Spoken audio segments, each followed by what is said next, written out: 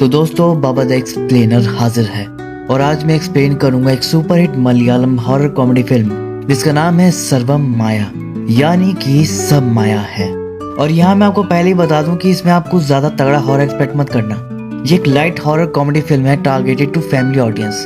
बाकी इसकी कहानी बहुत अच्छी है, दिल को छूने वाली। तो चलिए अब बिना किसी देरी के जल्दी से वीडियो स्टार्ट करते हैं। तो ये कहानी है प्रबिंदु नाम के लड़के की, जो कि एक इलेक्ट्रिक गिटारिस्ट होता है। एक रात वो अपनी ऑर्केस्ट्रा टीम के साथ एक शो में परफॉर्म कर रहा था और इस शो के बाद इनका अगला कॉन्सर्ट था यूरोप में। तो एक तरफ इनका शो चल रहा था और बाहर जो बस में इनका मैनेजर था वो ये चेक कर रहा था कि सबके वीजा आ गए कि नहीं आ गए। तो 15 में से 14 लोगों के तो वीजा आ गए थे, लेकिन सिर्फ प्रबिंदु का ही नहीं आया था, क्योंकि ऑर्गेनाइजर्स ने उसका नाम टूर से हटा दिया था। तो मतलब अब वो नहीं जा रहा था। लेकिन भाई को इसका कोई आइडिया नहीं। वो तो शो खत्म करके आया, बस में बैठा और जैकेट वैकेट ऑर्डर कर रहा था कि यूरोप में पहनूंगा। तो वो जो मैनेजर था वो उसको सच्चाई बताने आता है। पहले तो कहता है कि और भाई क्या चल रहा है। तो ये कहता है अरे वो यूरोप टूर के लिए नई जैकेट ऑर्डर कर रहा था, 1 मिनट जरा ओटीपी डाल लूं। तो ये उसे रोक देता है, भाई रुक जा, ओटीपी मत डाल, तू यूरोप टूर पर नहीं जा रहा। ये कहता है नहीं जा रहा मतलब। तब मैनेजर उसको बताता है कि 15 लोगों के हिसाब से बजट कम पड़ रहा था तो तुझे कट कर दिया है। इसके बाद बस एक ढाबे पर रुकती है, बाकी बात ये लोग वहाँ करते हैं। पर बिंदु का कहना था कि बजट कम था तो पहले बताना था। अब वो अपने रेंट वाला रूम भी खाली कर दिया, क्योंकि 2 महीने तो यूरोप में रहना है, तो यहाँ पर फालतू में रेंट क्यों देता। अब मैनेजर कहता कि उसको भी क्या पता था कि साला एक इन्वेस्टर एंड टाइम पर हाथ खींच लेगा, उसकी वजह से बजट कम पड़ गया। लेकिन फिर मैनेजर प्रबिंदु से कहता है कि अगर वो अपना घर नहीं छोड़ा होता तो ऐसे धक्के नहीं खाता फिरता, बल्कि वो तो इतना कैपेबल होता कि अकेले ऐसे पूरे टूर का खर्चा उठा ले। और अब यहाँ पर ये पता चलता है कि जो प्रबिंदु है वो एक बहुत बड़े पंडितों की फैमिली से बिलोंग करता है। गिटार बजाने से पहले वो भी पंडिताई करता था, उसको सारे कर्मकांड आते थे, जनेऊ वगैरह सब वो रखा था। लेकिन फिर उसकी लाइफ में कुछ ऐसा घटा जिससे भगवान पर से उसकी आस्था खत्म हो गई और ये बन गया नास्तिक। इसलिए फिर अपनी पंडिताई छोड़ दिया, घर भी छोड़ दिया, और जो उसका पैशन था गिटार बजाना, फिर उसी को अपना प्रोफेशन बना लिया। लेकिन एज अ गिटारिस्ट उसका कुछ खास हो नहीं रहा था। वो एक स्टर्लिंग आर्टिस्ट था, कुछ खास कमाई नहीं हो पाती थी। जबकि प्रबिंदु के जो पिताजी हैं वो बहुत बड़े पुजारी हैं और उसके जो भाई है वो बड़ी बड़ी पूजा करवाता है, वीआईपी पूजा करवाता है, वो भी बाहर विदेशों में। कुल मिलाकर प्रबिंदु के परिवार के पास नाम पैसा सब है। और इसीलिए मैनेजर का कहना था कि बताओ इतनी बड़ी लेगेसी को छोड़कर तो गिटार बजा रहा है, धक्के खा रहा है सिर्फ अपने ईगो की वजह से। तो ऑफेंड हो गया। कहता है कि अगर कोई अपनी आस्था छोड़कर नास्तिक बनता है तो ये उसकी अपनी चॉइस है, ये उसका ईगो नहीं है, आत्मविश्वास है। मैनेजर कहता है भाई वो सब तो ठीक है, लेकिन आत्मविश्वास से तू 2 महीने कैसे कटेगा। इसलिए वो तो उसे ये सलाह देता है कि देख तेरे पिता का 70th बर्थडे आ रहा है, तुझे बुलाया भी है, तो तू घर चले जा और 2 महीने वही रहने खाने का सब हो जाएगा, कोई दिक्कत ही नहीं फिर। लेकिन प्रबिंदु की दिक्कत ये थी कि उसके अपने पिता से कुछ खास नहीं बनती थी। वो तो मैसेज भी नहीं किए थे, इसका भाई किया था और कह रहा था कि तू आएगा तो पिताजी को बहुत अच्छा लगेगा। लेकिन भाई इसको तो नहीं जाना था, इसने तो रिप्लाई तक नहीं किया था। लेकिन अब इसको लगता है कि भाई जाना ही पड़ेगा, कोई चारा ही नहीं है। और पता है क्या रिप्लाई करता है कि भाई बिजी हूँ, ट्राई करता हूँ। और अगले दिन पहुंच जाता है जहाँ घर पर पार्टी चल रही थी, कई सारे मेहमान आए हुए थे, उसके पिताजी और भाई सबसे बातें कर रहे थे। लेकिन ये उनको ज्वाइन ना करते हुए घर में पीछे से एंटर करता है और सीधा जाता है अपने चाचा के रूम में, क्योंकि इसके अपने पिता से नहीं बनती थी लेकिन चाचा से तो बहुत बनती थी। और चाचा वैसे काफी सही आदमी थे, बस उनकी एक गंदी आदत थी, वो करके फ्लश नहीं करते थे। अभी भी बाथरूम गंदा रहा था कि अरे चाचा ये तुम्हारी आदत कब सुधरेगी, फ्लश क्यों नहीं करते हो। इसके बाद हम प्रबिंदु के कजन रुपेश को देखते हैं और वो भी पुजारी होता है। उसका एक असिस्टेंट भी था श्री कुट्टा, और ये श्री कुट्टा जो था वो काफी ओवर स्मार्ट काइया चंद टाइप का आदमी था। वो ज्यादा काम भी नहीं करता था लेकिन दक्षिणा में पूरा हिस्सा लेता था। ऊपर से ऐसे दिखाता था कि जैसे वो रुपेश का असिस्टेंट बन के उस पर कोई एहसान कर रहा है। इसलिए रुपेश उसे तंग आ चुका था और वो कोई नया बंदा ढूंढ रहा था उसे रिप्लेस करने के लिए। दूसरी तरफ प्रबिंदु को एक म्यूजिक एल्बम में काम मिलता है, तो स्टूडियो जाकर रिकॉर्डिंग वगैरह कर देता है। लेकिन लो बजट म्यूजिक एल्बम था तो कुछ खास पैसे नहीं मिलते। प्रबिंदु समझ गया था कि अभी के लिए इस काम से तो गुजारा नहीं होने वाला, पार्ट टाइम के लिए कुछ और काम ढूंढना पड़ेगा। तो फिर ये अपने कजन रुपेश के पास ही जाता है, कहता है भाई कुछ काम दिलवा दे यार, कटकी चल रही है। रुपेश कहता है ठीक है भाई, अपने पास तो कई तरह के काम है, अच्छा दावतों में सेवा करेगा। तो मना कर देता कि नहीं यार वहाँ बहुत लोग होते हैं, शोर होता है, मुझसे नहीं होगा। रुपेश कहता तो भाई सब्जी काट ले, ये भी इसको नहीं करना था। कहता है कि नहीं भाई हाथ कट गया तो गिटार नहीं बजा पाऊंगा। इसलिए वो प्रबिंदु से कहता है कि भाई तू असिस्टेंट बन जा मेरा। लेकिन प्रबिंदु इसे भी मना करने लगता है कि भाई भगवान में अब मेरी आस्था नहीं रही है तो मैं पूजा कैसे कर सकता हूँ। लेकिन फिर अगले दिन उसकी हालत बिल्कुल कंगाल वाली हो गई, अकाउंट 0। तो फिर वो चाचा के पास जाता है कि कुछ पैसे दे दो चाचा। लेकिन चाचा कह देते हैं कि अपने पापा से मांगो। तो अब मजबूरी में ये अपने पापा के पास जाता है कि पापा वो कुछ पैसे चाहिए। पापा पूछते हैं कितने चाहिए, तो ये कहता है कि 200। फिर वो पूछते हैं कि 200 किस लिए चाहिए, तो कहता है कि बस ऐसे ही बाहर टहलने जा रहा हूँ तो चाय वाय भी पी लूंगा। तो पता है उसके पापा क्या करते हैं, पहले से बनी हुई चाय रखी थी बोतल में, वो लेकर आते हैं कि ले भाई चाय, और उसके ऊपर मेहमानों के सामने सुनाते भी हैं कि बताओ आजकल के बच्चे चाय पीने के लिए भी बाहर जाना है। फिर चाचा भी इसकी मौज लेते हैं कि और करवाली भी थी। वो जानबूझकर उसे भेजते उसके पिता के पास, उन्हें पता था कि यही होगा। और फिर वो उसे समझाते हैं कि देख, तू अपनी जिद के चलते अपने ज्ञान और टैलेंट को वेस्ट कर रहा है, जबकि तू इनसे पैसे कमा सकता है, तो क्यों नहीं कमाता। तब जाकर इसको समझ आती है और फिर वो सीधा जाता है रुपेश के पास और उससे कहता है कि मैं तैयार हूँ। बस फिर क्या था, प्रबिंदु फिर से जनेऊ धारण कर लेता है और फिर ये दोनों मिलकर कई सारी पूजाएं करवाते हैं। किसी ने नया घर लिया तो वहाँ पूजा, दुकान खोला वहाँ पूजा, कोई जिम खोला वहाँ पूजा। तो प्रबिंदु के पास अब काम की कमी नहीं थी और अच्छे खासे पैसे भी मिल रहे थे, जिससे कि अब उसकी कड़की चली गई, जिससे कि वो काफी खुश था। इसी दौरान किसी ने अपना नया मकान बनवाया था, तो वहाँ भी इनको बुलाया जाता है और वहाँ पर अभी भी कुछ काम चल रहा था। जैसे एक आदमी वहाँ पर झूला लगा रहा था, तो रुपेश आकर वो देखने लगता है, पूछता है कि और झूला कैसा है, बढ़िया मजबूत है, कितने जने बैठ जाएंगे। तो जो बनाने वाला था ना, वो तो चौड़ में बोल देता है कि पूरा मोहल्ला बैठा लो तब भी नहीं गिरेगा। ये सुनकर एक आदमी उसको चैलेंज कर देता है कि ज्यादा बढ़ा चढ़ा के मत बोल। तो वो बनाने वाला ऑफेंड हो गया और दिखाने के लिए कि उसने कितना मजबूत झूला बनाया है, सबको बुला बुला कर बैठाने लगता है। औरतें बच्चे रुपेश तक बैठ जाता है। इसी दौरान रुपेश एक और बच्चे को अपने ऊपर बैठा लेता है कि आजा तू भी आजा, और उसके बैठते ही झूला गिर गया। अब बाकी लोगों को तो इतनी चोट नहीं आई, लेकिन रुपेश को बहुत चोट आ गई, क्योंकि सबके नीचे वो दब गया था, जिसकी वजह से उसकी हालत ऐसी हो गई कि अब वो काम नहीं कर सकता था। डॉक्टर भी बोल दिया कि महीनों भर लगेंगे ठीक होने में। तो ऐसे में वो क्या करता है कि प्रबिंदु से एक डील करता है कि पूजा का सारा काम अब प्रबिंदु करेगा और क्लाइंट जो है वो रुपेश दिलवाएगा, इसीलिए 50% शेयर वो भी रखेगा। लेकिन प्रबिंदु इसके लिए एग्री नहीं होता कि ये तो सही नहीं है, मतलब सारा काम मैं करूं, पूजा मैं करूं, ये बस क्लाइंट लेकर आएगा और 50% लेगा। लेकिन देखा जाए तो पलड़ा रुपेश का ही भारी था, उसके पास लोग थे, कनेक्शन थे और इसकी मजबूरी थी, लेकिन मोल बहुत तो कर ही सकता था। तो ये फिर 60% मांगता है और वो मान भी जाता है कि चलो ठीक है 60-40। तो इस तरह इनकी डील हो जाती है और फिर प्रबिंदु अकेले ही सारी पूजाएं करवा रहा था। दक्षिणा का 60% वो रखता था, 40% रुपेश को देता था। साथ साथ उसके म्यूजिक करियर में भी तरक्की मिलने लगी थी। मुंबई का एक बड़ा म्यूजिक डायरेक्टर प्रबिंदु के साथ काम करना चाहता था, वो कभी भी उसे वीडियो सेशन के लिए बुला सकता था। तो प्रबिंदु के लाइफ में सब बढ़िया चल रहा था, पॉजिटिव चल रहा था। और फिर एक दिन उसे रुपेश का कॉल आता है, जो कि उसे बिल्कुल ही अलग तरह की पूजा का काम देता है, जो उसने अब तक नहीं किया था, मतलब भूत भगाने की पूजा। कोई 12वीं का लड़का है, उसको कुछ दिक्कत है, कहते हैं कि उस पर भूत आ गया है, तो उसे उतारने के लिए पूजा करनी है। लेकिन प्रबिंदु मना करने लगता है कि यार मुझे इस तरह की पूजा नहीं आती। तो रुपेश कहता है भाई करेगा नहीं तो सीखेगा कैसे, वैसे भी पैसे थोड़े ज्यादा मिल रहे हैं, मना मत कर। बाकी मंत्र और विधि की PDF बनाकर मैं तुझे व्हाट्सएप कर दूंगा, जैसे बाकी पूजा करी है वैसे ही करना है, बस आग और फूल थोड़े ज्यादा बढ़ा देना। प्रबिंदु मान जाता है कि चलो ठीक है कर लूंगा। पूजा का वक्त रुपेश 6 बजे का बताया था, तो ये 6 बजे ही सामान वगैरह लेकर पहुंच जाता है। अब उसका जो ऑटो वाला था वो पूछता है कि सर ये इतनी रात को कौन सी पूजा है, कोई देवी की पूजा है? तो ये बताता है कि नहीं, भूत भगाने की। और ये सुनते ही ऑटो वाले की हालत हो गई खराब और तुरंत बिल्डिंग से बाहर निकल गया। वही वेट किया। फिर इधर प्रबिंदु उस लड़के के फ्लैट में जाता है, वहां पर अपना सेटअप वगैरह लगाता है, उसके पिता से बात करता है कि आपने इसे डॉक्टर वगैरह को नहीं दिखाया। तो उसके पिता बताते हैं कि बहुत अच्छे डॉक्टर को दिखाया है, उसकी दवाई भी चल रही है, लेकिन मेरी पत्नी जिद करने लगी कि पूजा भी करवा लो। वैसे मैं नहीं मानता इन सब में। तभी लड़के को उसकी माँ लेकर आती है, उसका नाम था अविनाश और उसे भी गिटार बजाना पसंद था और वो फूडी भी था, खूब खाना वाना खाता था। लेकिन अब ना तो गिटार बजाता है और ना ही ठीक से खाना खा रहा था, बहुत डरा डरा सा रहता है, किसी से आई कांटेक्ट भी नहीं करता है। उसकी माँ बताती है कि इसे कोई लड़की दिखती है जो उसे हर जगह फॉलो करती है। लेकिन प्रबिंदु तो इन सब में मानता ही नहीं था, वो तो जैसे सीख वीख के आया था वैसे ही पूजा कर देता है। और पूजा के बाद वो लड़का सच में ठीक हो जाता है, उठकर सबसे बात करने लगता है, कहता है कि बहुत भूख लगी है और ब्रेड निकाल कर खाने लगता है। ये देख अविनाश के माँ बाप तो बहुत खुश हो जाते हैं कि अरे ये तो चमत्कार हो गया। लेकिन प्रबिंदु तो शौक में था कि ये कैसे हुआ, ये सच में काम करता है। तभी फिर वो सब प्रबिंदु की तरफ देखते हैं, तो ये तुरंत आंख बंद कर लेता है, एक्टिंग करने लगता है जैसे पूरे ध्यान के साथ पूजा कर रहा है। और फिर ये सब जब वो रुपेश को बताता है तो वो कहता है देखा मैंने जो तुम्हें मंत्र और विधि बताई थी ये उसका कमाल है।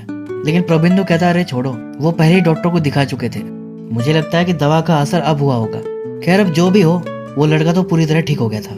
लेकिन अब प्रबिंदु के साथ अजीब चीजें होना शुरू हो जाती हैं। अगली सुबह उसे ऑटो वाले का कॉल आता है, वो उसके लिए मूर्तियां खरीद रहा था और व्हाट्सएप करके पूछ रहा था कि कौन सी लेनी है। प्रबिंदु कहता है कि ये छोटी वाली ले लो। फिर ऑटो वाला पूछता है कि अच्छा ये आपकी डीपी में चाइनीज लड़का कौन है? प्रबिंदु कहता है चाइनीज लड़का?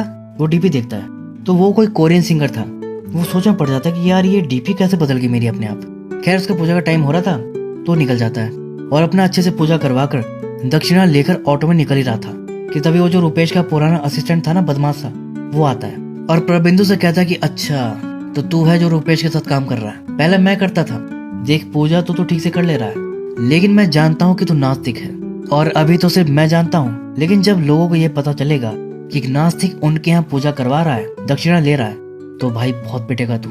समझ रहा है मैं क्या कह रहा हूँ? और मेरा मुंह बंद रखना चाहता है तो मुझे भी कट देना पड़ेगा। इस तरह से वो प्रबिंदु को ब्लैकमेल करके जाने लगता है और प्रबिंदु परेशान भी हो जाता है कि अब मेरी दक्षिणा ये खा जाएगा। और ये तो खुश होकर जा रहा था अपना आराम से कि मैं तो मास्टर स्ट्रोक खेल दिया, लेकिन तभी अचानक ही उसका एक्सीडेंट हो जाता है। वो स्कूटी लेकर दुकान में घुस जाता है और बस बाल बाल ही बचाता मरने से, अपंग होने से। और ये देखकर जो ऑटो वाला था वो प्रबिंदु से डर जाता है। उसे लगता है कि इसमें कोई शक्ति है, इसलिए वो उससे गलत बोला तो इसके साथ ये हो गया। तो प्रबिंदु से कहता है कि पंडित जी मुझसे कभी अनजाने में गलती हो गई हो तो मुझे माफ कर दीजिएगा। लेकिन प्रबिंदु के लिए ये बस एक कोइंसिडेंस था। लेकिन फिर इसके बाद प्रबिंदु के घर एक डिलीवरी बॉय आता है पार्सल लेकर, लेकिन प्रबिंदु कहता है कि मैंने तो कुछ मंगाया ही नहीं, लगता है आप गलत जगह आ गए। लेकिन डिलीवरी बॉय कहता है कि नाम और घर का एड्रेस तो आपका ही है। प्रबिंदु देता है कि हाँ भाई नाम और एड्रेस तो मेरा ही है, लेकिन जब पीछे पैकेट पर लोगो देखता है तो कहता है कि ये ऐप तो मेरे फोन में है ही नहीं। कहता है कि नहीं ये मेरा ऑर्डर नहीं है, लेकिन उसके फोन में ओटीपी आ रही थी। बाद में फोन देखा तो वो ऐप उसके फोन में था और वो कोई लेडीज कुर्ती थी। प्रबिंदु को ये सब बहुत अजीब लगता है क्योंकि ना तो वो ये ऐप इंस्टॉल किया था, ना ही वो ऑर्डर किया था, और कुर्ती क्यों ऑर्डर करेगा वो। इससे भी अजीब बात ये थी कि इसकी पेमेंट भी हो रखी थी और वो भी इसी के क्रेडिट कार्ड से। खैर फिलहाल तो ऑर्डर रख लेता है कि इसे रिटर्न करके रिफंड ले लूंगा। फिर इसके बाद चाचा नोटिस करते हैं कि वो बहुत देर से फोन लेकर बैठा था। वो पूछता है कि मैं कब से तुझे देख रहा हूँ, फोन में ही घुसा पड़ा है। तो वो कहता है कि अरे पता नहीं मेरे फोन में कैसे कैसे ऐप पड़े हैं, चाइनीज पाइनीज, बताओ खुद से डीपी चेंज हो जा रही है, ऑर्डर लग जा रहे हैं, अपने आप पेमेंट हो जा रही है, इसीलिए सब फालतू ऐप हटा रहा हूँ। तो उसके चाचा कहते हैं कि अरे तो फिर नुकसान हो गया। प्रबिंदु कहता है कि नहीं वो रिटर्न के लिए डाल दिया है मैंने, तो रिफंड मिल जाएगा। तो अब सारे फालतू ऐप हटाकर प्रबिंदु अपना सोने चला जाता है और फोन को बेड के साइड में जो टेबल था उस पर रख देता है और सो जाता है। लेकिन फिर उससे कुछ आवाज आती है तो आंख खोलकर देखा तो उसका फोन गायब था। वो सोचता है कि अरे मेरा फोन कहाँ गया, और फिर उठ के देखा तो रूम में एक लड़की बैठी थी उसका फोन लेकर। वो उसका फोन चला रही थी और प्रबिंदु को देखकर हाय करती है और कहती कि मैं फिर आऊंगी, और गायब हो जाती है। प्रबिंदु हैरान हो जाता कि ये क्या था, वो लड़की कौन थी, एकदम से गायब कैसे हो गई। वो इतना डर गया था कि फिर वो अपने चाचा के रूम में सोता है। इसके बाद जब वो सुबह उठकर बाहर निकलता है तो चाचा पूछते कि कल अचानक चाचा पर इतना प्यार कैसे उमड़ आया जो मेरे रूम में सोने आ गए। इस पर वो बताता कि चाचा कल मैंने एक डरावना सा सपना देखा, रूम में कोई लड़की बैठी थी और वो मुझे ही घूर रही थी। चाचा कहते हैं अरे भाई ये तो कुंवारे लड़कों का आम सपना है, लड़कियां तो आती हैं सपनों में, अब तेरे सपने में लड़कियां नहीं आएंगी तो क्या मेरे सपने में आएंगी। प्रबिंदु कहता कि नहीं चाचा ये वैसा सपना नहीं था, वो कुछ अलग था, बिल्कुल रियल लग रहा था। उस लड़की की आवाज मुझे क्लियर सुनाई दे रही थी, कह रही थी कि फिर आऊंगी। तो चाचा कहता है अच्छा वैसे ये घर भी 90 साल पुराना है, यहाँ कुछ भी दिख सकता है। अभी ये दोनों उसके बारे में बातें ही कर रहे थे और पीछे वो फोन लेकर ही बैठी थी। अब चाचा तो उठ के चले जाते हैं और जैसे ये पलटा तो उसे देखते ही डर गया। लेकिन वो तो उसे गुड मॉर्निंग कर रही थी, बात करने के लिए बुलाती है, कहती है कि अच्छा है तुम्हारे पास आईफोन है। वो अविनाश के पास तो एंड्रॉइड था और वो तो बहुत डरपोक भी था, आई कांटेक्ट ही नहीं करता था। लेकिन तुम मुझे हिम्मत वाले लग रहे हो, आई कांटेक्ट अच्छा है तुम्हारा। मतलब ये लड़की वही भूत है जो पहले अविनाश के साथ जुड़ी हुई थी और पूजा के बाद अविनाश तो इससे छूट गया, लेकिन अब ये प्रबिंदु से जुड़ गई है और यही है जो इसके फोन में छेड़छाड़ कर रही थी, डीपी बदल रही थी, कपड़े वपड़े ऑर्डर कर रही थी और ये सोच रहा था कि मैंने फोन में कोई गलत सलत चाइनीज ऐप डाल लिया, उससे हो रहा है, बैठ के ऐप डिलीट करने में लगा पड़ा है। लेकिन ये तो भूत वूत में मानता ही नहीं था, ये उसे भ्रम समझ रहा था। उसे लगता है कि मुझे कोई साइकोलॉजिकल प्रॉब्लम हो गई है। फिर वो तुरंत डॉक्टर के पास जाता है और आजकल तो भाई लोग डॉक्टर के पास जाने से पहले खुद ही पढ़ाई कर लेते हैं, तो ये भी करके गया था। कहता कि मैंने गूगल पर चेक कर लिया है, मुझे स्किज़ोफ्रेनिया हुआ है, सारे सिम्पटम्स वही है। डॉक्टर कहता है भाई मैं देख लूं, पहले पूरी बात बताओ क्या दिक्कत है, क्या दिखता है, कैसा लगता है। तो ये बताता है कि डॉक्टर एक लड़की है, हर जगह दिख रही है, मुझसे बात भी कर रही है। डॉक्टर कहता है कि अच्छा क्या अभी भी वो तुम्हें यहाँ दिख रही है। वो कहता है कि नहीं अभी तो नहीं दिख रही। डॉक्टर पूछता अच्छा कब से हो रहा है सब। तो ये सारी बात बताता है कि पहले ये प्रॉब्लम एक लड़के को थी, उसको कोई लड़की दिखती थी, मैं उसके यहाँ पूजा करने गया था, पूजा से वो तो ठीक हो गया, लेकिन अब मेरे साथ वो सेम प्रॉब्लम हो रही है, मुझे भी कोई लड़की दिख रही है। डॉक्टर कहता है कि हाँ तो जैसे तुमने पूजा करके उस लड़के को ठीक कर दिया, वैसे ही पूजा करके तुम भी खुद को ठीक कर लो। तो ये कहता है कि नहीं डॉक्टर मेरी तो आस्था ही नहीं भगवान पर, मैं तो नास्तिक हूँ। डॉक्टर चौंक जाता है कि अरे तो फिर तुम ये सब पूजा कैसे कर रहे हो। जिस पर वो डॉक्टर को सारी बात एक्सप्लेन करता है कि क्योंकि वो पंडितों की फैमिली से है तो उससे भी सब कर्म कांड आते हैं, 20 साल तक तो वो भी सब किया है। लेकिन फिर बाद में उसकी आस्था टूट गई तो सब छोड़ दिया, घर भी छोड़ दिया और गिटारिस्ट बन गया। लेकिन उससे कमाई इतनी हो नहीं रही और फिर पैसे की थोड़ी दिक्कत आ गई, तो इसीलिए अब वो ये काम कर रहा है कुछ टाइम के लिए। डॉक्टर उसकी सारी बात सुनता है और फिर पूछता है कि अच्छा ये बताओ कि तुम्हारी आस्था क्यों टूटी। तब वो यहाँ पर वो इंसिडेंट बताता है जिसकी वजह से वो नास्तिक बन गया। तो हुआ ये था कि एक बार वो अपनी पूजा में लगा हुआ था और तभी इसकी माँ इसको आवाज लगा रही थी, लेकिन ये नहीं किया कि पहले पूजा खत्म कर लूं, फिर माँ की बात सुनूंगा कि क्या कह रही है। और फिर जब ये पूजा खत्म करके गया तो इसकी माँ खत्म हो गई थी, उनको कार्डियक अरेस्ट हुआ था। और ये कहता है कि बस उस दिन से इसका भगवान और पूजा पर से मन उठ गया। डॉक्टर कहता है कि अब मैं सब समझ गया, ये जो तुम्हारा पुराना ट्रॉमा और गिल्ट है ना, इसी की वजह से हो रहा है सब। और फिर वो उसे कुछ दवाइयाँ बताता है कि इससे ठीक हो जाएगा। बस फिर क्या था, दवाई लेकर प्रभेंदु अपने घर चला जाता है, सोने से पहले दवाई खाता है और फिर चेक करने जाता है कि अब वो लड़की तो नहीं दिख रही कहीं। तो बेड के नीचे चेक करता है तो वहाँ कुछ नहीं दिखता, अलमारी के अंदर देखता है वहाँ भी नहीं दिखती, बाथरूम में देखता है वहाँ भी कुछ नहीं दिखता। तब जाकर ये रिलैक्स हो जाता है कि चलो सही है, अब वो नहीं दिख रही, मतलब दवाई काम कर रही है। फिर वो आराम से सो जाता है। लेकिन फिर कुछ टाइम के बाद उसे झूले की चूं चूं सुनाई देती है, जैसे कोई झूला झूल रहा हो। तो वो उठ जाता है और सोचता है कि यार इतनी रात को झूले पर कौन बैठा है। फिर जाकर देखा तो वही भूत झूले पर बैठी थी इसका फोन लेकर और रील देख रही थी उसमें। और इसे देखकर कहती कि अरे तुम तो उठ गए, देखो मेरा तुम्हें डिस्टर्ब करने का कोई इरादा नहीं था, इसलिए मैं चुपचाप आकर यहाँ बैठ गई थी।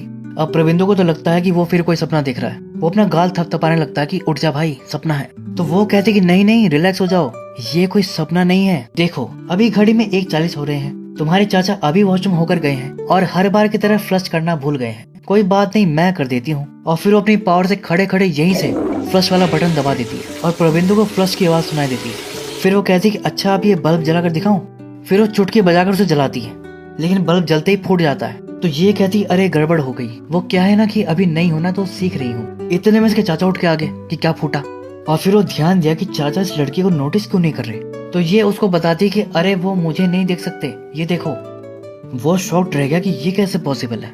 तभी चाचा उसे फिर पूछते हैं कि बताएगा क्या फूटा है। तो ये बताया कि वो बल्ब फूट गया, शायद वोल्टेज की गड़बड़ी से। चाचा कहता है ओ अच्छा अच्छा ठीक है, चलो कोई नहीं। फिर वो चले गए सोने। और अब तक तो ये समझ गया था कि ये कोई भ्रम नहीं है, क्योंकि बल्ब सच में फूटा है और चाचा ने उसकी आवाज भी सुनी है। और इसलिए वो सीधा उससे बात करता है, उससे पूछता है कि तुम हो कौन, क्या हो तुम। तो ये कहती कि देखो आई हेट टू से this but I am a ghost. अब ये सुनती हो धीरे से 2 कदम पीछे लिया और फिर एकदम से भागा दरवाजा बंद करके। अगले दिन फिर वो रुपेश को बुला लिया और सब बता दिया कि भाई एक लड़की का भूत मेरा पीछा नहीं छोड़ रहा, अभी भी वो मेरे रूम में है, मैंने उसे यहाँ बंद कर रखा है। रुपेश कहता अच्छा वो यहाँ अंदर रूम में है, चलो ठीक है दिखाओ मुझे। लेकिन जब वो दरवाजा खोला तो वहाँ पर कोई नहीं था। प्रबिंदु कहता कि लगता है चली गई, लेकिन वो फिर आएगी मुझे यकीन है। तो रुपेश अब क्या करता है कि प्रबिंदु के लिए वो भूत भगाने वाली पूजा करता है। और फिर पूजा अच्छे से संपन्न होने के बाद प्रबिंदु से कहता है कि ठीक है भाई मैंने पूजा कर दी, तो अब तू परेशान मत हो, वो जो भी चीज थी अब चली गई है, अब वो नहीं आएगी। और अब भाई तो थोड़ा मंदिर पे जाना शुरू कर, फिर तेरे पीछे ऐसी चीजें नहीं आएंगी। अब इन दोनों को लग रहा था कि वो चली गई, लेकिन वो तो इनके पीछे ही खड़ी थी, इनकी बातें सुन रही थी। और फिर रुपेश के जाने के बाद जब ये पलटा तो उसे फिर से सामने देखकर चौंक पड़ा और वो तो गुस्से में थी। कहती कि क्या कह रहा था वो मुझे, चीज, मैं चीज हूँ। ये देखा कि भूत तो बिगड़ गई भाई, भाग लो। तो भागने लगा, लेकिन तभी दरवाजा खटाक से बंद हो गया। ये और डर गया, हाथ जोड़ लिया कि प्लीज मुझे कुछ मत करो। लेकिन वो उसे कुछ नहीं करती, वो तो बस ये कहती है कि तुम बिना बात के कहाँ जा रहे हो, क्या तुम ऐसे ही भागते रहोगे। अच्छा ये बताओ कि हॉरर मूवी में जैसा भूत करते हैं, क्या मैंने तुम्हारे साथ किया, क्या कभी मैंने तुम्हें डराया या कोई नुकसान पहुंचाया, हाँ या ना, बोलो। वो कहता कि नहीं। तो वो कहती कि ओ जीसस, तो फिर क्यों डर रहे हो मुझसे, पता है मेरे लिए कितना मुश्किल है, मुझे ऐसे बार बार गिल्टी फील होती है। अब उसके मुंह से ओ जीसस सुनते ही वो समझ गया कि अच्छा तो ये क्रिश्चियन है। बस फिर क्या था, अब वो दुकान पर जाता है क्रॉस लेने, वहां पर बहुत सारे क्रॉस थे, सोच रहा था कि कौन सा लूं। और तभी वो भूत वहीं पर आ गई, तो ये तुरंत एक क्रॉस निकाल लेता है, उसे दिखाता है, तो वो पीछे होने लगती है। तो उसका कॉन्फिडेंस बढ़ जाता है, फिर ये आगे होने लगता है, लेकिन फिर वो रुक जाती है और खुद ही उसके हाथ से क्रॉस ले लेती है कि लाओ इधर लाओ। और कहती कि क्या तुम्हें अब भी समझ नहीं आ रहा, यहाँ चारों तरफ क्रॉस है देखो, फिर भी मैं यहाँ खड़ी हूँ। अरे गॉड को मुझसे कोई प्रॉब्लम होती तो मैं अब तक गायब ना हो जाती। देखो सच बताऊं तो मुझे नहीं पता कि मैं भूत कैसे बनी और मैं इसमें से कैसे निकलूं। अरे मुझे तो अपना नाम तक याद नहीं, मैं कौन हूँ, मैं क्या थी, मुझे कुछ नहीं पता। इतने में तभी प्रविंदु को स्टूडियो से कॉल आता है। उसको पता चलता है कि मुंबई से वो जो म्यूजिक डायरेक्टर इसके साथ काम करना चाहता था, आज वो इसके साथ वीडियो सेशन करेगा, तो 6 बजे वो स्टूडियो आ जाए। और वो भूत ने भी सुन लिया था और वो तो बधाई दे रही थी कि बधाई हो, लेकिन ये बदले में उसे थैंक यू भी नहीं बोला, ऐसे चल दिया। जिससे वो बहुत दुखी हो जाती है। मतलब कि वो बहुत अच्छी है, एक गुड सोल है। यही वो प्रबिंदु को कब से समझाना चाह रही है, लेकिन वो समझ नहीं रहा। वो तो बस उससे डर रहा है, भाग रहा है और बस उससे पीछा छुड़ाना चाह रहा है। जबकि इसका कहना है कि ये तो खुद परेशान है, वो जानबूझकर उसे नहीं जुड़ी है, इसलिए अब वो उसे कुछ नहीं कहती। वो अपना बस में जा रहा होता है और ये उससे दूर बैठी थी चुपचाप। फिर स्टूडियो तक पहुंचकर वो नोटिस करता है कि अब वो नहीं दिख रही थी। खैर, अब डायरेक्टर से इसकी वीडियो कॉल पर बात होती है और वो प्रबिंदु को एक धुन बजाने के लिए देता है, तो ये बजा के सुना देता है। लेकिन डायरेक्टर को मजा नहीं आता, तो फिर ये उसी धुन की कई वेरिएशन ट्राई करता है। लेकिन डायरेक्टर संतुष्ट नहीं हो रहा था और उसकी बेइज्जती करने लगता है कि भाई क्या कर रहा है, ऐसे बजाने वाले तो हमारे पास बहुत है। तभी अचानक वो भूत स्टूडियो में आ जाती है और वो प्रबिंदु की मदद करती है, उसको एक अलग वेरिएशन बताती है। प्रबिंदु वही बजा के सुना देता है और वो डायरेक्टर को इतना पसंद आ जाता है कि वो उसको सीधा मुंबई बुला लेता है रिकॉर्डिंग के लिए। तब जाकर प्रबिंदु के चेहरे पर मुस्कान आई, बहुत भी खुश हो गई, क्योंकि इस बहाने से उसे एक बात तो पता चल गई कि उसे म्यूजिक की समझ है, म्यूजिक से उसका कनेक्शन है। क्योंकि इससे पहले वो अविनाश से जुड़ी थी, वो भी गिटार बजाता था और फिर उससे छूटी तो इससे जुड़ गई और ये भी म्यूजिक से जुड़ा हुआ है। कहती कि मतलब म्यूजिक हम तीनों को जोड़ती है। फिर ये दोनों बैठकर म्यूजिक के बारे में बातें करने लगते हैं और आखिरकार दोनों की दोस्ती हो जाती है, इतनी कि दोनों एक दूसरे का निकनेम भी रखने लगते हैं। भूत तो कहती है कि वो उसे प्रभा बुलाएगी, लेकिन अब प्रबिंदु उसको क्या बुलाए। अब उसको भूत कहलवाना तो पसंद नहीं था, नाम उसका क्या था उसको याद ही नहीं, तो इसीलिए वो खुद को डेलुलु नाम दे रखी थी, मतलब डिल्यूजन। और इसीलिए वो प्रभा से कहती है कि आज से वो उसे डेलुलु ही बुलाए, तो वो कहता है कि ठीक है डेलुलु। अब वो सोच रहा था कि भूत से दोस्ती के क्या क्या फायदे हैं, ये भी जान लो। वो कहता है अच्छा डेलुलु, तुम और क्या क्या कर सकती हो। वो मुझे 500 की जरूरत है, दे सकती हो। तो ऑफेंड हो जाती है, ओ हेलो, मैं कोई बोतल से निकली हुई जिन नहीं हूँ। हाँ, कुछ छोटी मोटी चीजें मैं कर सकती हूँ, जैसे उस दिन वो आदमी तुम्हारे साथ बदतमीजी किया तो मैंने उसका एक्सीडेंट करवा दिया। मतलब वो जो रुपेश का पुराना असिस्टेंट था, उसका एक्सीडेंट ये करवाई थी। और इस पर इसका रिएक्शन कुछ ऐसा होता है। Oh my God. अच्छा, डेलो यहाँ पर ये कहती कि मुझे अपने दोस्त, अपने फैमिली वालों के बारे में कुछ याद नहीं, बस एक बात याद है कि मेरे मरने से पहले किसी ने कहा था कि हाँ, मतलब कोई चाहता था कि मैं मर जाऊं। मतलब जो बात सबसे दुख देने वाली थी वही बात बेचारी को याद थी। खैर, डेलुलु ने प्रबिंदु का इतना बड़ा काम करवा दिया था, तो अब उसका भी फर्ज बनता है कि वो भी उसकी मदद करे। तो क्या करता है, डेलुलु को कई सारे कब्रिस्तान लेकर जाता है कि शायद वो अपनी कब्र पहचान ले या कोई नाम देखकर उसे अपना नाम याद आ जाए, लेकिन उसे कुछ याद नहीं आता, तो ये आइडिया फ्लॉप हो जाता है। फिर एक शाम दोनों एक मेले में घूमने जाते हैं, वहाँ पर थोड़ी बहुत मस्ती करते हैं और फिर नदी किनारे बैठकर बातें करने लगते हैं। इसी दौरान प्रबिंदु कहता है कि अच्छा डेलुलु, क्या तुम इंसानों को छू सकती हो। तो वो कहती कि हाँ, मैं कर सकती हूँ। और इसके अगले ही पल प्रबिंदु के फेस पर एक हल्का सा हवा का झोंका सा महसूस होता है और डेलुलु बताती है कि ये है उसका टच। फिर वो कहता है कि लाओ फोन लाओ, देखता हो कि तुम्हारी फोटो भी आती है कि नहीं। लेकिन वो कैमरे में नहीं दिख रही थी, उल्टा उसमें दूर खड़े कुछ नशेड़ी लड़के दिख जाते हैं जो वहाँ पर ड्रग्स की लेन देन कर रहे थे। और वो लोग इसको देखकर समझते हैं कि ये उनकी वीडियो बना रहा है, तो भड़क गए, उसको अपने पास बुलाते कि इधर आ। लेकिन ये नहीं जाता, डर जाता है। तो फिर वही इसके पास में आ जाते हैं कि क्या बे, वीडियो बना रहा है हमारी। प्रबिंदु कहता है कि नहीं बेटा, मैंने कुछ रिकॉर्ड नहीं किया, ये लो गैली देख लो। तो वो लड़का उसका फोन छीन लेता है। डेलुलु कहती कि अरे ये तुम क्या कर रहे हो, अपना फोन वापस लो उससे। प्रबिंदु कहता है देखो बेटा, मैं इस तरह के मामलों में नहीं पड़ता हूँ, मैं तो तुम्हें जानता तक नहीं, लाओ मुझे फोन वापस कर दो। लेकिन वो नहीं देता और डेलुलु प्रभा से कहती कि ये तुम क्या कर रहे हो, अरे ये लोग बहुत बदतमीज है, मारो इनको। लेकिन ये तो उनसे प्यार से ही बात कर रहा था, जिसका कि उन लड़कों पर कोई असर नहीं पड़ रहा था। और फिर वो लड़का उसका फोन फेंकने लगता है, लेकिन अचानक बीच में रुक जाता है, पॉज हो जाता है। और ये किया था डेलुलु ने। अब ये लड़का तो पुतला बन गया और बाकी सारे इसे देखकर शौक में पुतला बन गए, मतलब चुपचाप खड़े रह गए। और प्रबिंदु तो अपना फोन लिया और डेलुलु के साथ निकल गया। फिर कुछ सेकंड्स के बाद ही वो लड़का नॉर्मल हो जाता है और पूछता है कि क्या हुआ था, मुझे लगता है नशे का असर था। अच्छा, वो आदमी कहाँ गया। तो ये लोग बताते हैं कि वो तो फोन लेकर चला गया, अभी ज्यादा दूर नहीं गया होगा। फिर ये सब भागते हैं उसे पकड़ने के लिए। अगले पल सब प्रभा के पीछे थे और वो डर के मारे तेज तेज चलने लगता है, जिस पर डेलुलु कहती कि अरे तुम उनसे भाग क्यों रहे हो, मारो इनको, क्या तुम जिंदगी भर ऐसे डरते रहोगे। ये कहता है कि नहीं। तभी एक लड़का उस पर अटैक करने आता है, तो फिर ये दिया उसको खींच के, वो गया नीचे पानी में। फिर बाकी लड़के से लड़ने आए तो ये लुंगी उठाया और बाकी सबको पेल दिया, अच्छे से कुटाई कर दिया।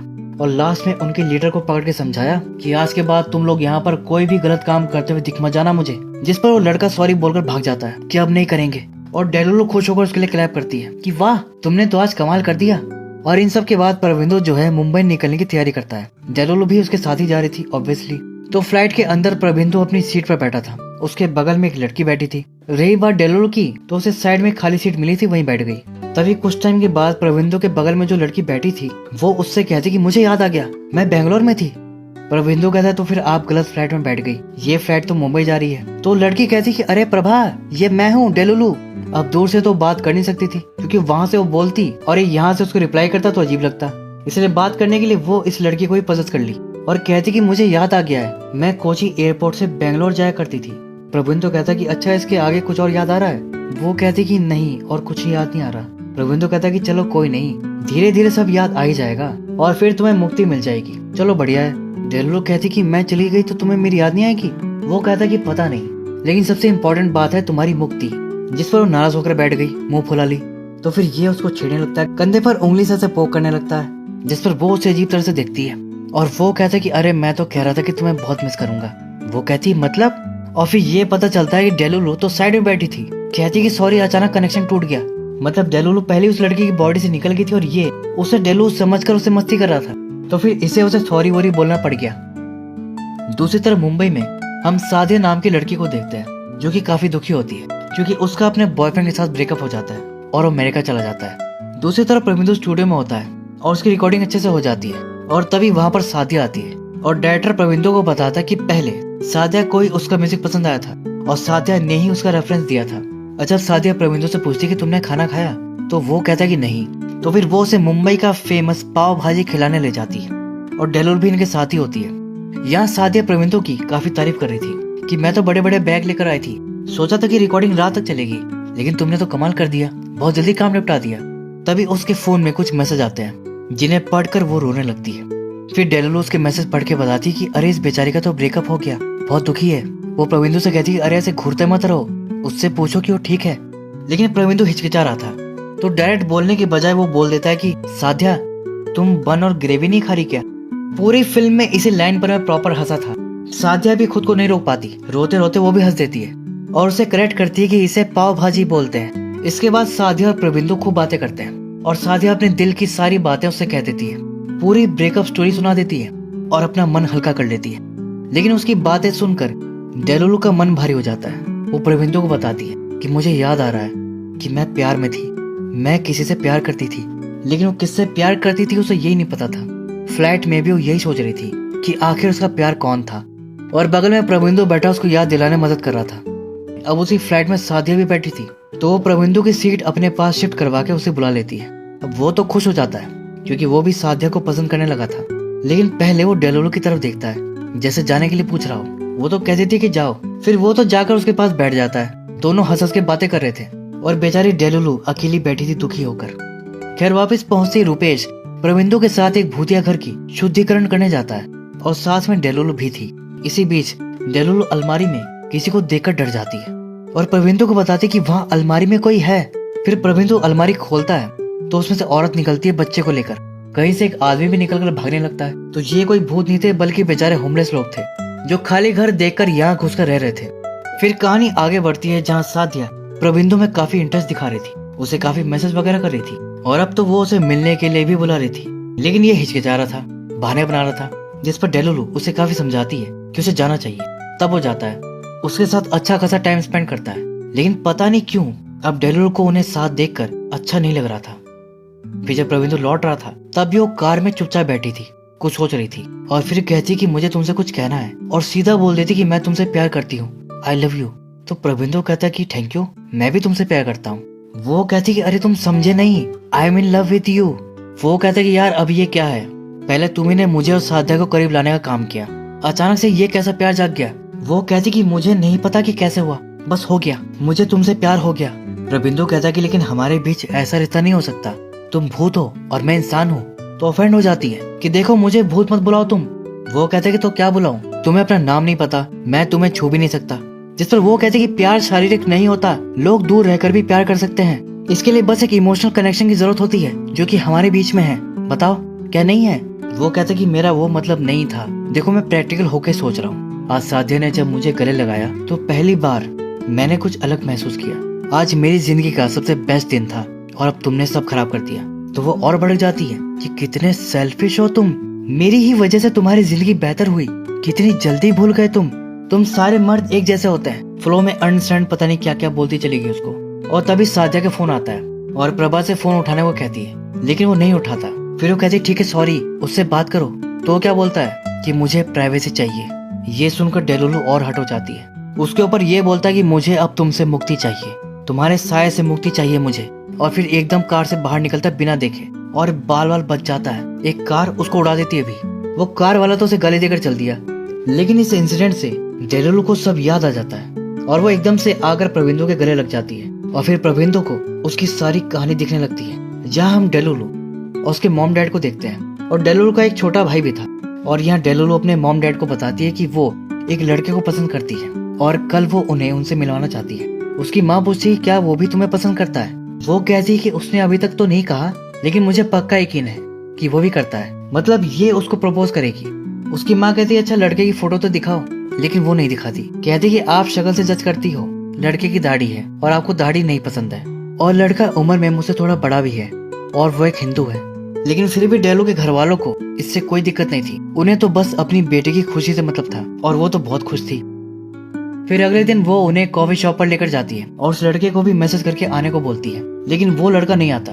उसका मैसेज आता है कि वो नहीं आ रहा, जिससे डेलू दुखी हो जाती है। वो कहती है कि शायद उसे पता चल गया, तो मतलब वो मुझसे प्यार नहीं करता है। जिस पर उसकी माँ उसे समझाती है कि बेटा कोई बात नहीं, तुम्हारी जनरेशन को कमिटमेंट से हिचकिचाहट होती है तो ये गुस्सा हो जाती है, क्या बिना कुछ जाने ऐसे जज कैसे कर सकती हैं। तभी उस लड़के का कॉल आता है, तो ये एक्साइटमेंट में बात करने के लिए बाहर निकलती है बिना देखे। तभी एकदम से गाड़ी उसे उड़ा देती है और उस एक्सीडेंट से उसे इतनी चोट आती है कि वो ऑलमोस्ट मर जाती है। उसका ब्रेन डेड हो जाता है और ऐसे में उसे लाइफ सपोर्ट पर जिंदा रखा हुआ था, लेकिन डॉक्टर का कहना था कि उसके बचने का कोई चांस नहीं है, इसलिए बेहतर यही होगा कि आप उसे इस तकलीफ से मुक्त कर दे। मतलब वो लाइफ सपोर्ट हटाने की परमिशन मांग रहा था। तब लास्ट में डेलुल के डैड उसके छोटे भाई से बात करते हैं कि बेटा तेरी बहन बहुत तकलीफ में है, जिसे मुक्त करने के लिए डॉक्टर्स को मेरी परमिशन चाहिए, लेकिन मैं जब तक हाँ नहीं कहूंगा जब तक तुम हाँ नहीं करोगे। उसका भाई पूछता है तो क्या दीदी से खुश होंगी। उसके पापा कहते हैं कि हाँ, फिर वो भी हाँ बोल देता है, जिसके बाद डेलुल का लाइफ सपोर्ट हटा दिया जाता है और तब वो प्रॉपर मर जाती है। मतलब मरने से पहले जो हाँ सुनी थी वो उसके भाई ने बोला था। रही बात कि वो अविनाश से कैसे जुड़ी थी, तो जो अविनाश था वो उसके भाई के स्कूल में पढ़ता था, वही उसको स्कूल से हॉस्पिटल लेकर गया था और शायद यहीं से डेलुल की आत्मा से जुड़ी होगी। और इनके कनेक्शन का रीजन क्या था, म्यूजिक। और फिर जब प्रबिंदु उसके सामने आया तो उससे कनेक्ट हो गई, और इसका रीजन सिर्फ म्यूजिक नहीं था बल्कि एक और रीजन था कि जिस लड़के से डेलुलु प्यार करती थी, प्रबिंदु उससे कुछ सिमिलरिटीज शेयर करता था। जैसे उसकी भी दाढ़ी थी, वो भी उम्र में बड़ा था और हिंदू था। मतलब वैसे तो नास्तिक था, लेकिन प्रेजेंट तो खुद को एज अ हिंदू पंडित ही किया था ना। ये वो मेन रीजन था जिससे कि वो अविनाश से डिस्कनेक्ट होकर तुरंत इससे कनेक्ट हो गई थी, और तब उसे रीजन नहीं पता था, लेकिन फाइनली अब उसे सब याद आ गया था। वो अपने पापा, मम्मी, भाई सबका नाम बताती है और प्रबिंदु से पूछता है कि तुम्हारा नाम क्या है, तो वो कहती है कि डेलुलु। वो कहता है कि अपना असली नाम बताओ, तो फिर कहती है कि डेलुलु मतलब डेल्यूजन, मतलब कि माया मैथ्यूज। और इसी के साथ वो चली जाती है, गायब हो जाती है। लेकिन माया के जाने के बाद प्रबिंदु अब उसे बहुत मिस कर रहा था। उसकी सारी बातें उसे याद आ रही थी, कैसे माया की वजह से उसकी लाइफ खुशी से भर गई थी और अब वो एकदम से चली गई। वो उसके लिए इतना कुछ किया और ये उसके लिए कुछ नहीं कर पाया। इस बात का भी उसे गिल्ट था। तो ये सब अब वो अपने चाचा से शेयर करता है, जिस पर कि उसके चाचा बताते हैं कि देखो, एक आत्मा की सभी अधूरी इच्छाएं पूरी होने पर ही उसे मोक्ष और शांति मिलती है। माया के पेरेंट्स ने उस लड़के को कभी नहीं देखा जिससे वो प्यार करती थी, जिससे वो मिलवाना चाहती थी, लेकिन प्रबिंदु को भी नहीं पता था कि वो लड़का कौन है। खैर जो भी हो, प्रबिंदु उससे कुछ सिमिलरिटीज तो शेयर करता था और इससे वो समझ जाता है कि अब उसे क्या करना है। माया ने उसको बताया था कि उसके पिता का नाम विनोद मैथ्यूज है। कुट्टी काना में उनका मैजिक हिल प्लांटेशन है, जिसकी हेल्प से वो माया का एड्रेस पता कर लेता है। उसके घर जाता है, वहाँ उसकी माँ मिलती है, कहता है कि माया का दोस्त है, उनसे माया के बारे में बातें करता है। इसी बीच उसकी माँ ये कहकर चली जाती है कि मैं पीने के लिए कुछ लेकर आती हूँ, और फिर माया की फोटो देखता है वहाँ पर और बहुत ही प्यार से दिख रहा था। तभी पीछे से उसकी माँ आती है और ये नोटिस कर लेती है और उन्हें लगता है कि माया जिससे प्यार करती थी ये वही तो नहीं, क्योंकि वो बताई थी कि उसकी दाढ़ी थी, उम्र में थोड़ा बड़ा था और हिंदू था। इसलिए वो उससे पूछती है कि जिस लड़के से माया प्यार करती थी वो तुम ही थे ना प्रबिंदु, और ये बोल देता है कि हाँ। अब ये झूठ भी था लेकिन एक तरह से सच भी था, क्योंकि माया ने जाने से पहले प्रबिंदु से ही कहा था कि वो उससे प्यार करती है। तो इस तरह से माया की माँ उस लड़के को देख ली जिससे माया प्यार करती थी, जिससे कि माया की आखिरी इच्छा भी पूरी हो गई और उसे मोक्ष मिल गया। लास्ट में प्रबिंदु को अपने फेस पर हल्का वाला हवा का झोंका फील होता है, जो कि माया का लास्ट टच था। इसके बाद हम देखते हैं कि वो लाइफ में काफी आगे बढ़ चुका था और एक बड़े कॉन्सर्ट में वो परफॉर्म कर रहा था, और इसी के साथ ये फिल्म यहीं पर दी एंड हो जाती है। तो दोस्तों ये थी सर्वम माया मूवी की एक्सप्लेनेशन। तो उम्मीद करता हूँ कि आपको इस फिल्म की कहानी और मेरा एक्सप्लेनेशन पसंद आया होगा।